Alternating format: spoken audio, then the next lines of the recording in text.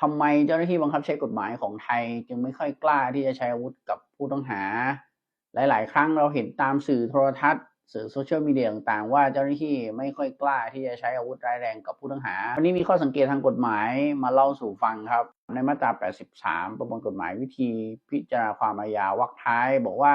ให้เจ้าหน้าที่ใช้กำลังได้ตามสมควรในการจับแต่ไม่ได้ขยายขอบเขตว่าตามสมควรนั้นสมควรขนาดไหนเมื่อเกิดการต่อสู้ขัดขวางเจ้าพนักงานเกิดขึ้นและมีการใช้อาวุธและใช้กำลัง